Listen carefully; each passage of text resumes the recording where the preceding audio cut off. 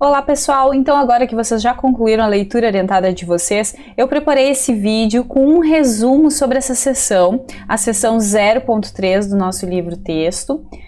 Ela tem esse nome, né, famílias de funções. O nome já nos faz pensar então que ela vai tratar de agrupamentos de funções que tenham características em comum, seja tanto na expressão da função, né, a lei de formação dessa função, como consequentemente também nos seus gráficos.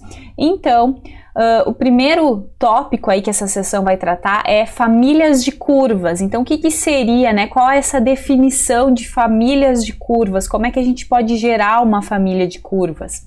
Então, essas famílias de curvas, elas são caracterizadas pela presença de um parâmetro constante, um ou mais, na verdade, que não esteja fixado na expressão que define a função. Então, para ver isso num exemplo mais simples possível, a gente pode ver, então, a família de retas horizontais. Então, retas que estão paralelas ao eixo x.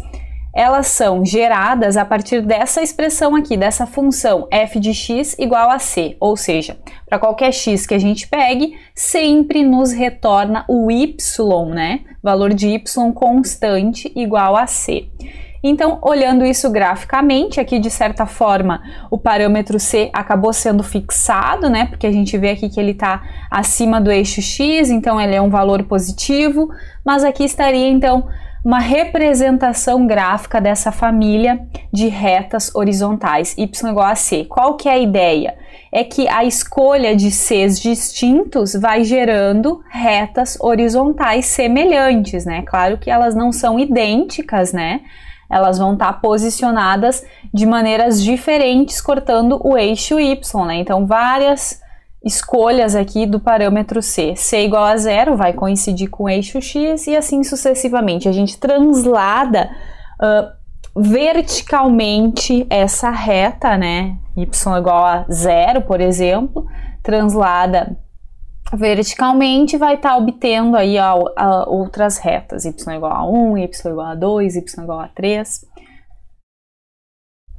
O próximo exemplo, então, é generalizar um pouquinho a questão dessa reta aí que seria horizontal, considerar outras possibilidades, né? Retas em geral. Então, quando a gente aprende lá no primeiro ano do ensino médio, né, funções de primeiro grau, a expressão que define as retas, né, ax igual a b, a gente tem a presença desses dois parâmetros, o a, que tem a ver com a inclinação da reta, e o b, que tem a ver com o seu corte no eixo y. Então, a gente pode gerar famílias de retas considerando variações específicas, ou só do a ou só do b, né, de maneira que elas fiquem o mais semelhantes possível, mas quando a gente considera variações do a e do b, já vai estar gerando retas diferentes, porém da mesma família, né? Então, uma primeira situação seria essa situação aqui, onde a gente tem fixo o b, tá? O b está fixo aqui, onde a gente corta no eixo y, mas a gente possibilita várias inclinações de reta, inclinações positivas, inclinações negativas, né? Então, aqui a gente está variando o a e deixando o b fixado, vamos ter essa família de retas aqui. Uma outra situação seria, então, deixando uma inclinação fixa, o A fixo, e variar o B. Então, se a gente variar o B, o que a gente vai estar fazendo?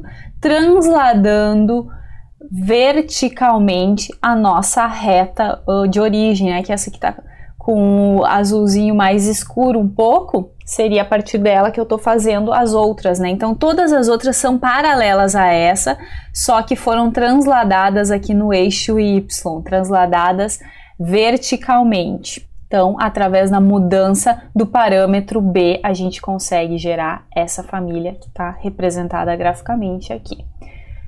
Indo adiante, pessoal, então a ideia é considerar funções mais complicadas, né? O próximo tipo de função que a gente poderia ter, então, são potências de x.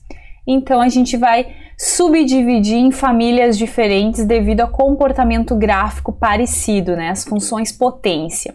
Então, a gente vai ter x na p, a expressão, né? Onde esse p tem algumas situações, né? São esses três casos que a gente vai ver aqui nessa seção do livro. Então, a potência inteira positiva, P igual a N, potência inteira negativa, P igual a menos N e potências fracionárias. Então, começando pelas potências positivas, a gente vai subdividir esse caso também, né? Então, família Y igual a X na N.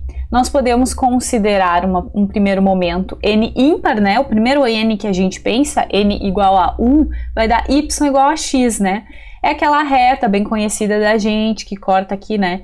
O quadrante bem no meio, né? Y igual a X. Então, essa é a nossa primeira reta. O próximo membro dessa família, né, potência N inteira positiva, seria um N par, N igual a 2. Mas, na verdade, a gente vai fazer um agrupamento de ímpares e pares devido a características semelhantes graficamente. Então, se a gente agrupar o próximo ímpar, vai ser N igual a 3. Então, fica esse gráfico aqui, a cúbica, né? Então, ele não é completamente parecido aqui, né, com y igual a x, mas tem algumas características que vão se manter. Por exemplo, passar pelo ponto 0, 0, passar pelo ponto 1 e 1, passar pelo ponto menos 1 e menos 1. A próximo membro dessa família, a próxima potência ímpar que a gente tem, seria então a função potência y igual a x na 5, que já vai ficar muito parecida aqui com a x na 3, né? Então, exceto a x na 1, né, que é a reta, a cúbica e essa potência 5 já ficam bem semelhantes. Qual que é a diferença? Proximidade aqui no zero, ó. Aqui a gente teria que dar um zoom aqui para perceber que não é exatamente zero, só vai ser zero quando x igual a zero, mas fica muito próximo, porque à medida que a gente vai colocando valores fracionários e eleva numa quinta, vai ficar mais próximo de zero do que se a gente elevar numa terceira, né? Por exemplo, 1/2 vira 1/8. Elevado na 3, se a gente elevar na 5, vira 1 sobre 32, que é muito mais próximo de zero, então fica muito menorzinho aqui, né? Então, mas de resto elas são muito semelhantes, passam no ponto 1 e 1, menos 1 e 1, então a gente pode agrupar aqui, né, nessa família y igual a x na n, n ímpar, né, e a gente vê essas características gráficas semelhantes, né. Tem uma simetria característica de função ímpar. Qual que é essa simetria? Simetria em relação à origem, a gente rebate, né, os pontos que estão aqui através da origem, vão lá para o outro lado, né. 1 e 1 vai parar lá no menos 1 e menos 1. Então, tem essa simetria. Além disso, a gente tem esses pontos aqui, que são pontos importantes de todas elas, 0, 0, 1 e 1, menos 1 e 1, tá? Então, para relembrar lá da seção 0.2, o que é mesmo uma função ímpar, né? A definição. Então, uma função ímpar vai ter essa simetria aí com relação à origem, que ela vem dessa caracterização aqui, ó, f de menos x vai ser igual a menos f de x. Então, a gente vai pegar aqui, né, olhando o gráfico. Então, o que acontece numa função ímpar? A gente calcula f de x, tá? Tem esses valores aqui. Se a gente calcular f de menos x, vai inverter os resultados que a gente obtinha de y. Então, vai ter essa reflexão aí em torno da origem como consequência, esse tipo de simetria. Então, para x aqui 1, a gente obtinha x igual a 1, y igual a 1. Para x igual a menos 1, a gente acaba obtendo menos 1, né? Então, tem essa inversão do que a gente obtinha para x positivo, a gente inverte aí se a gente calcular para x negativo. Então, continuando as famílias de funções, agora para o caso de potência par. Então, a primeira potência par que a gente tem, x ao quadrado, né? Y igual a x ao quadrado, aquela parábola bem conhecida da gente. E o que vai acontecer? Se a gente considerar as outras potências pares, a próxima x igual a 4, x igual a 6, x igual a 8, né, etc., elas vão ficar muito semelhantes, tanto que elas podem então ser agrupadas aqui nessa família de funções. Qual que é a diferença que a gente nota? À medida que a gente vai aumentando a potência aqui par, vai tendo um achatamento aqui, ó, se aproximando do eixo x, porque a ideia é que se a gente pega novamente valores fracionários entre 0 e 1, ou entre 0 e menos 1, e eleva nessas potências, quanto maior a potência, menor vai resultar o valor, né? então vai ficando cada vez mais achatadinho à medida que a gente aumenta essa potência, né? Simetria de função par. Qual é a simetria de função par? Reflexão em torno do eixo Y. Tudo que está acontecendo aqui para x positivo vai se refletir, vai se espelhar lá para os x negativos, tá? Então essa simetria aí. Pontos principais: 0, 0, 1 e 1, menos 1 e 1, tá? Relembrando aqui a questão de função par também lá da seção 0.2. Função par é mais fácil aqui de ver, né? Até mais direto, né? Se a gente calcula f de x, resulta o mesmo resultado calcular a f em menos x, tá? Então, tem essa repetição, então, que está gerando essa simetria que a gente observa aqui. Calculo para x positivo, a gente obtém os mesmos valores para x negativo. Reflexão em torno do eixo y. Então, agora, pessoal, continuando as funções potência, ele vai para potência inteira negativa. Então, o que vai acontecer? X na menos n. Então, por propriedade de potência, a gente pode, então, inverter a base. E com isso, então, o n acabaria ficando aqui, ó, né, no denominador. 1 sobre x na n. Funções desse tipo. Novamente, a gente vai considerar dois casos. Caso de n par, na verdade, começando n ímpar, desculpa. N ímpar, o primeiro ímpar que aparece, n igual a 1.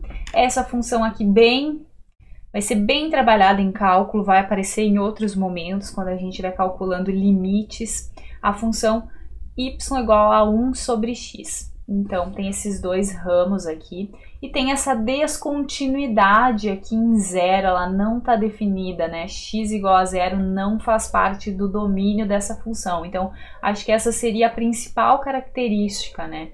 X diferente de zero é o domínio dessa função. As próximas potências ímpares vão gerar gráficos muito semelhantes, né? Algumas características aí desses gráficos, né, dessa família, é a simetria de função ímpar, né? Então, uma simetria em relação à origem, a gente tem esse espelhamento aí, a reflexão em torno da origem. Então, isso faz com que nesse ponto x igual a 1, se eu calcular para x igual a menos 1, vai inverter o resultado do y. Aqui era y igual a 1, vai passar a ser menos 1.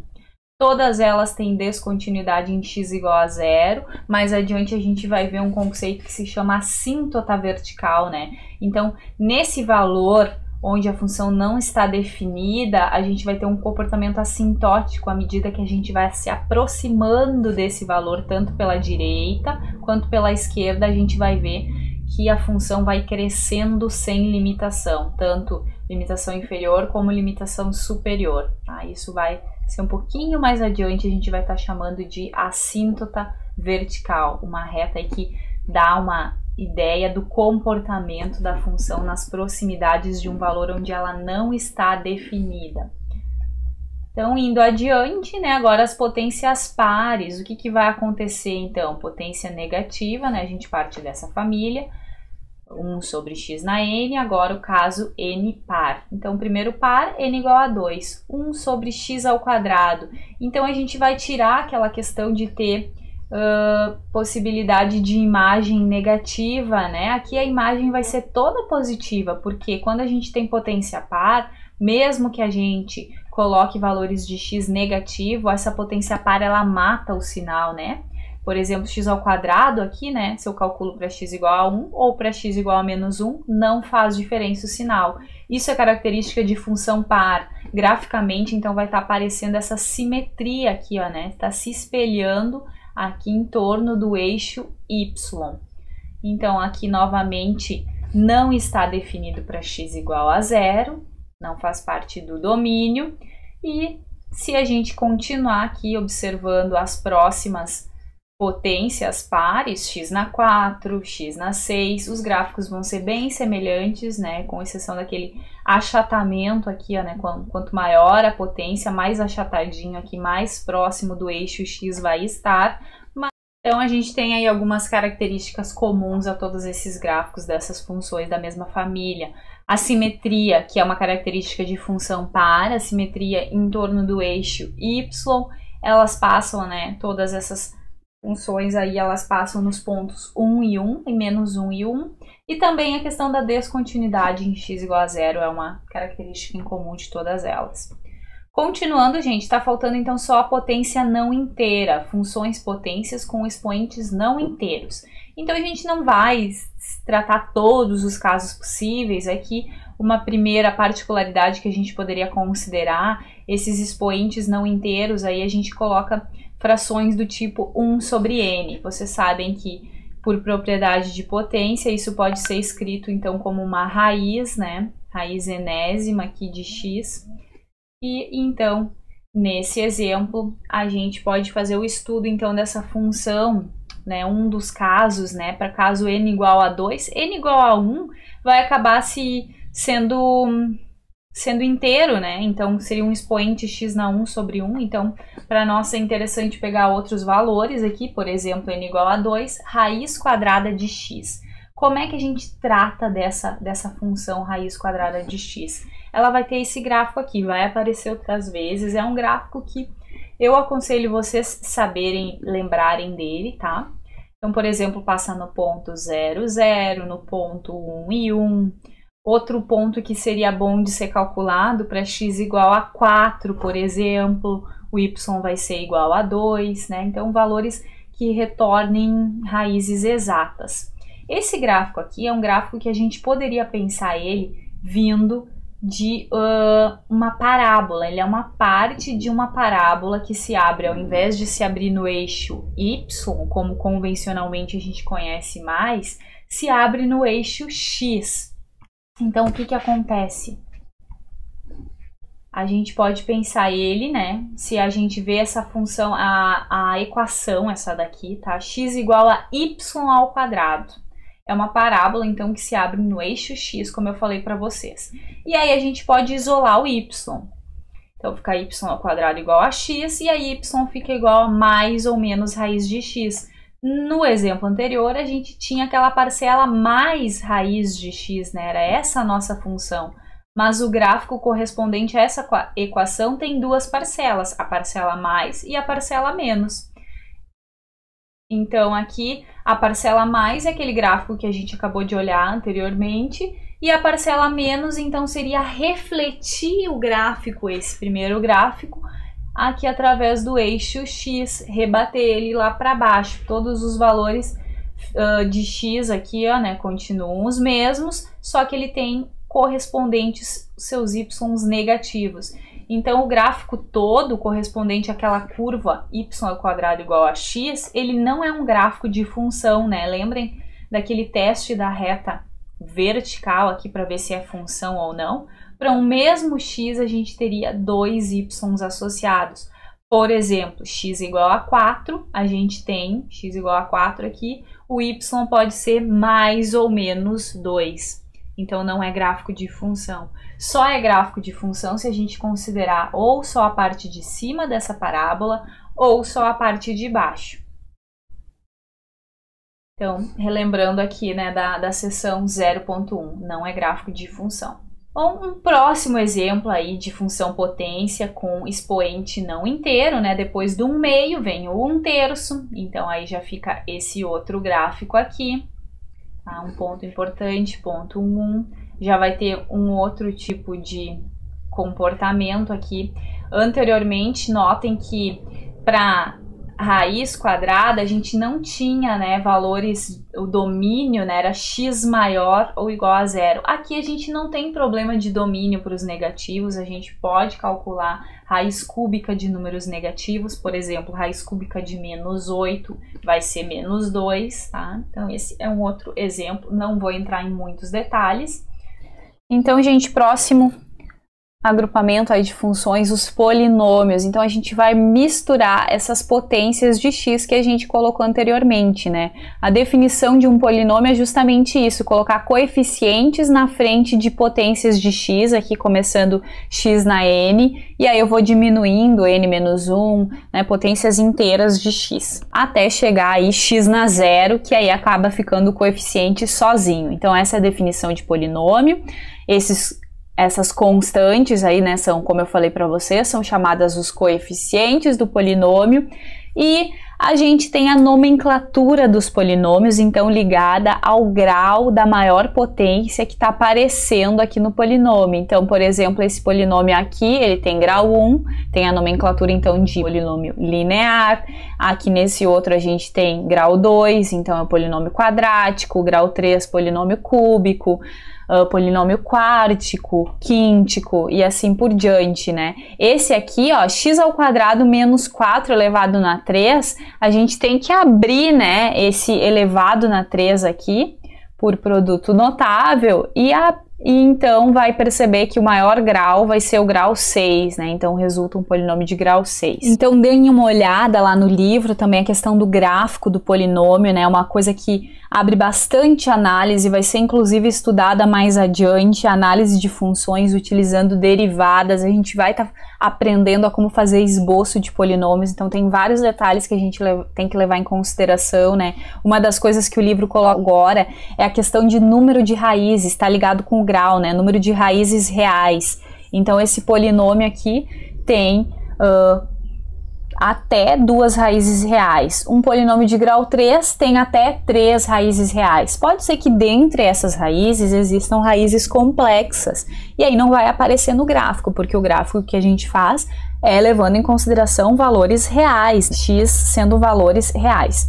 Então tem que levar em consideração isso. Quando a gente tem uma raiz complexa, a gente sempre tem que elas aparecem aos pares, né? Então, por exemplo, um polinômio de grau 2 pode ser que tenha 2 raízes, mas é que elas sejam as duas complexas, né? Tem também a questão de raízes repetidas, né? Então, ao todo, considerando as complexas, as reais, ou mesmo repetidas, né? Se for repetidas, a gente tem que olhar para a multiplicidade. Então, tem vários detalhezinhos aí sobre polinômios. Além disso, os polinômios eles vão compor um outro tipo de função que é bem importante para o cálculo, né? Vai aparecer em limites, vai aparecer em derivadas, que são as funções racionais. Então são funções, né? Racional. Racional vem de razão, né? Razão entre dois polinômios. Então é um tipo de função que vai ter um polinômio no numerador e um polinômio no denominador.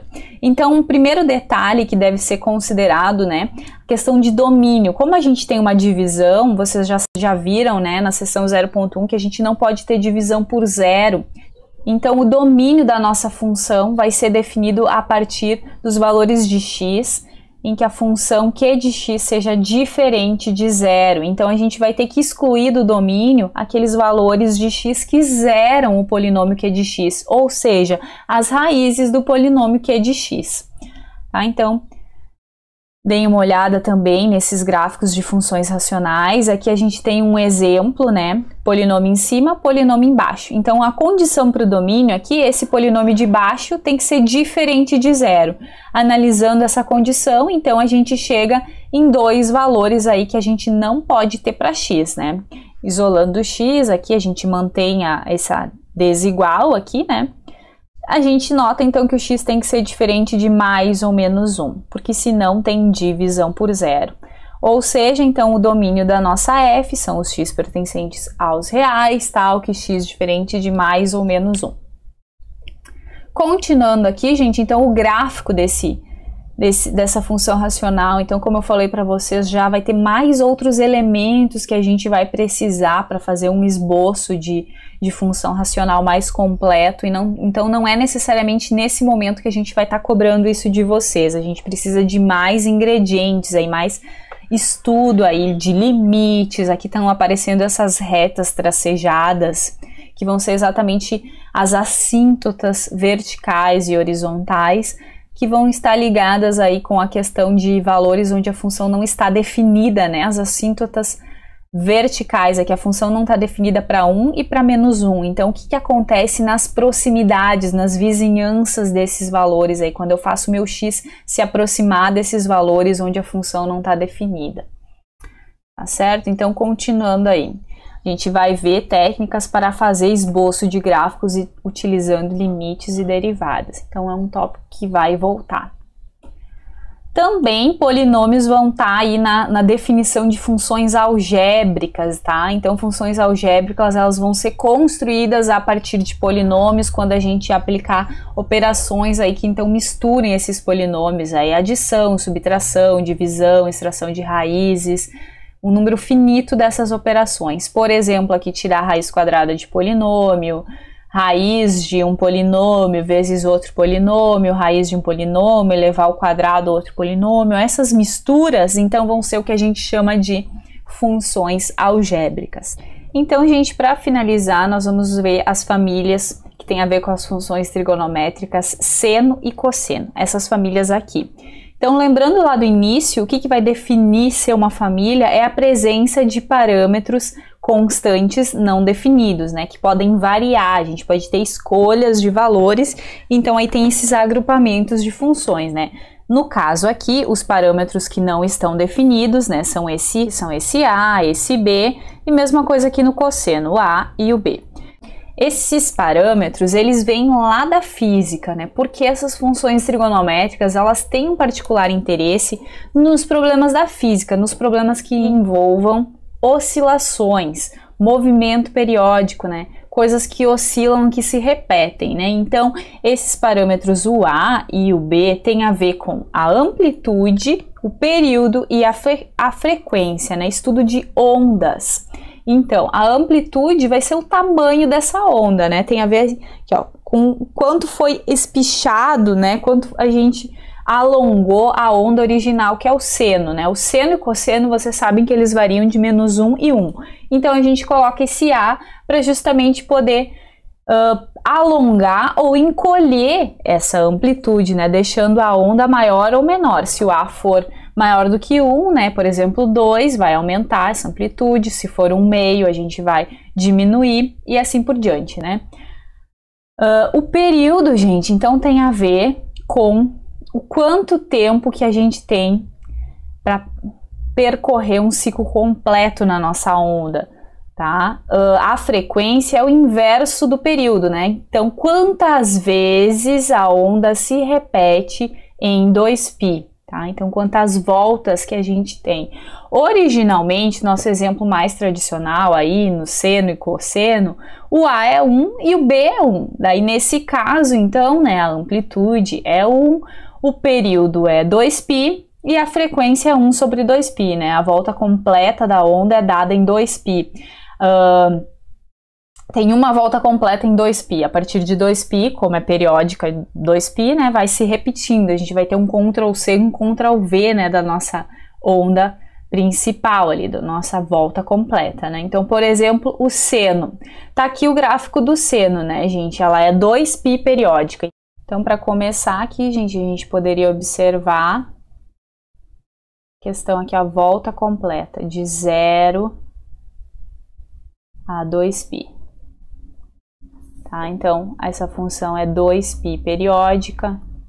Pensando lá na definição, né, da função, da família de função, né, que o A é igual a 1, amplitude 1, o B é igual a 1 também, né?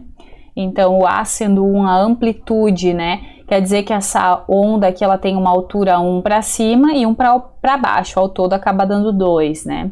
Mas é a amplitude clássica aqui do seno, que varia, né, sua imagem de -1 até 1. Além disso, né, a gente é bom, né, o que eu aconselho? Saber alguns valores aí do seno para alguns valores de x específicos, né, em radianos. Na verdade, se a gente souber para alguns, os outros podem sair por propriedade de simetria.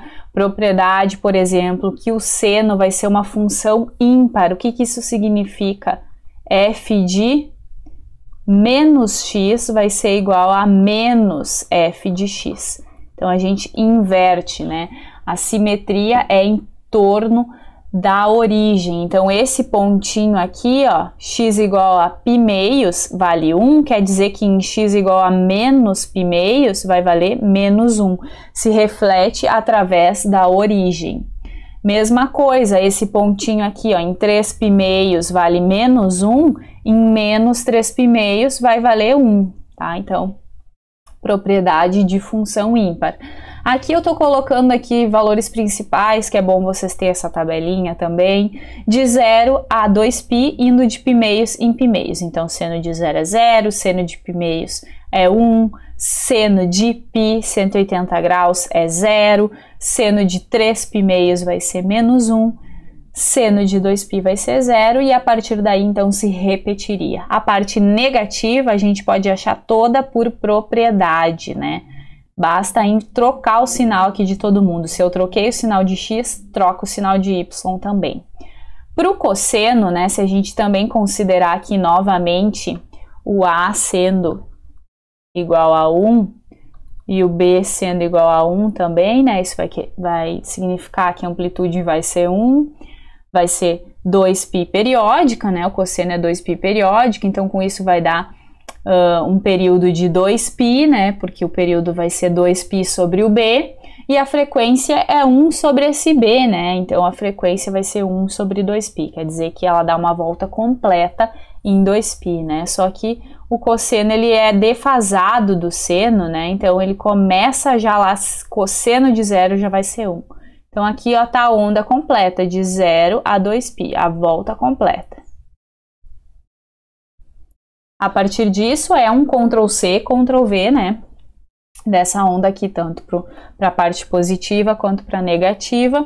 O cosseno vai ser uma função par, né, ou seja, f de x vai ser igual a f de menos x. Então, se eu pego os x negativos, eu tenho o mesmo valor para f. Isso nos resulta uma simetria em relação ao eixo y, né, a gente rebate em torno do eixo y. Então, aqui, por exemplo, x igual a π meios vale 0, menos π meios também vai valer 0.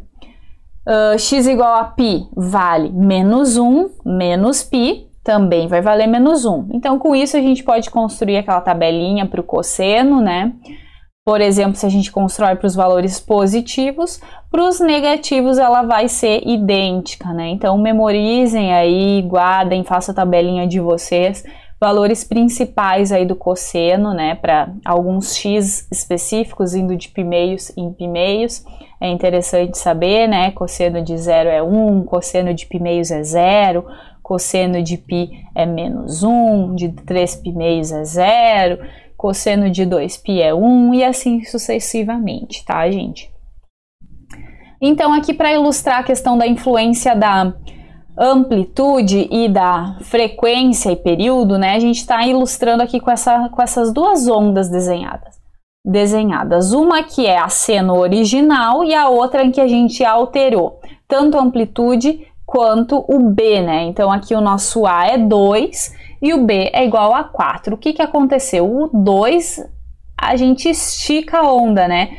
Ela tinha uma imagem antes que ia de menos 1 a 1, né, essa azulzinho mais escuro, agora ela passa a ser de menos 2 a 2, então espichei a minha altura, né, alonguei verticalmente. A questão do período, né, o período é definido 2π sobre esse B. Então, quanto tempo leva para ela dar uma volta completa? Então, ao invés de ela ter o período original, que era 2π, ela vai passar a ter período π meios. Então, onde está o nosso π meios? Nosso π meios está aqui, ó, metade de π, tá certo? Então, ela deu a sua volta completa em π meios ao invés de π. Π meios, está aqui, ó. Quer dizer que a frequência, que é 1 sobre o período, né, vai ser 2 sobre π, né? Ou aqui colocado de outra forma, 4 sobre 2π, mas se a gente simplifica, fica igual a 2 sobre π, né? Ou seja, quer dizer que ela deu 4 voltas em 2π. Tá? Então, antes ela dava, a seno de x, ela dá uma volta completa em 2π. Tá? Agora, essa 2 seno de 4x, ela dá uma volta completa em π meios, quer dizer, em 2π ela já vai ter dado 4 voltas completas. Então, de De 0 a π-meios ela dá uma volta, de π-meios até π outra volta, de π-meios até 3 π-meios outra volta e a quarta volta de 3 π-meios a 2π. Então, frequência é 4 sobre 2π, quer dizer que ela dá 4 voltas no período original 2π. Tá certo, gente? Então, com isso a gente encerra esse vídeo ilustrando aí a questão da modificação da amplitude e da frequência. Fico à disposição caso tenha permanecido alguma dúvida sobre essa sessão. Procurem também a equipe de professores, a gente está aqui para ajudar todos vocês. Obrigada pela atenção e bons estudos para todos!